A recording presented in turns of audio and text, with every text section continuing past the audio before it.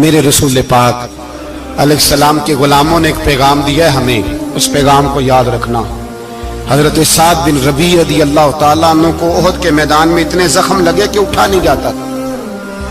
نبی پاک صلی اللہ علیہ وسلم نے فرمایا جاؤ کو میرے سعد بن ربیع کا پتہ کرو وہ کہاں ہے۔ صحابہ آئے تو فرماتے ہیں جب ہم ان کے پاس پہنچے تو ان کی روح پرواز کر رہی تھی، آخری لفظ انہوں نے ادا کیے، کہنے لگے ادھر آؤ صحابہ ادھر آؤ، میری وصیت سن لو۔ ہم قریب گئے، ہم نے کہا شاید بچوں کے بارے میں، اولاد کے بارے میں، گھر کے بارے میں کوئی وصیت کریں گے۔ تو حضرت سعد بن ربیع نے وصیت فرمائی، کہنے لگے جا کے نبی پاک کے غلاموں کو میرا پیغام دے دینا، جا کے امت مسلمہ کو میرا پیغام دے دینا کہ مسلمانوں اگر تم میں سے ایک بھی زندہ ہوا اور نبی پاک کی ناموس پر کوئی حرف آیا تو پھر اللہ کی بارگاہ میں تمہارا کوئی عذر قبول نہیں کیا جائے گا۔ یہ میدان احد میں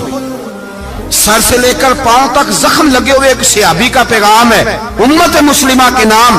حضرت سعد بن ربیع رضی اللہ تعالیٰ عنہ فرمانے لگے میں مرتے وقت مسلمانوں کو پیغام دے کے جا رہا ہوں کہ اگر حضور کی عزت پر، ناموس پر،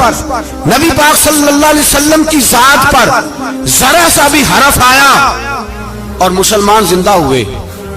اور پھر اگر وہ سمجھیں کہ ہمیں اللہ کی بارگاہ سے معافی مل جائے گی،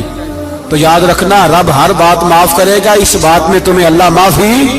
اس میں تمہیں یہ پیغام دیا سعد بن ربیع نے، اور امت کو سمجھایا